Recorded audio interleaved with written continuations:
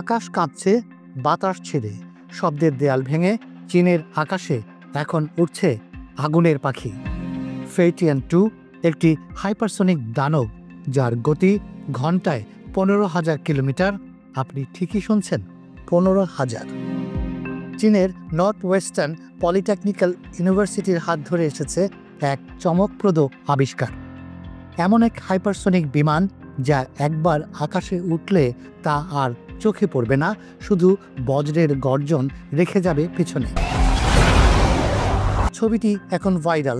চীনা মিডিয়ার দাবি মতে এখান থেকেই আকাশে ওড়ে ফেইটিয়ান 2। মাক 5 পুরনো গল্প। ফেইটিয়ান 2 পৌঁছেছে মাক 12-এ, অর্থাৎ ঘন্টায় 14,800 কিলোমিটার। এমন গতিতে ঢাকা থেকে নিউ ইয়র্ক মাত্র 8 ঘন্টা। ভাবতে পারেন?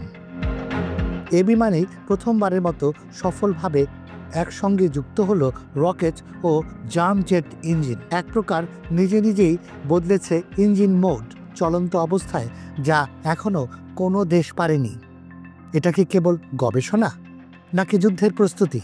কারণ এই হাইপারসনিক প্রযুক্তি শুধু উড়ার জন্য নয়, লক্ষ্যবস্তু ধ্বংস করতেই সবচেয়ে বেশি ভয়ঙ্কর।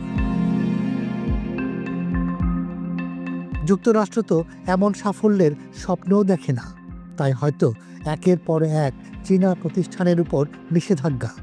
কিন্তু ফেইটিয়ান 2 এর উড়ানে সেই নিষেধাজ্ঞার জবাব যেন আকাশেই ছড়িয়ে দিল চীন।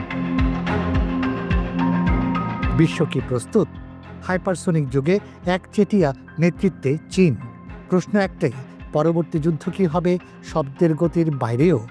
ফেইটিয়ান 2 গতি নয়, এজন্য এক মহাশক্তির ঘোষণা। এই উড়ন্ত আগুন থামাবে কে?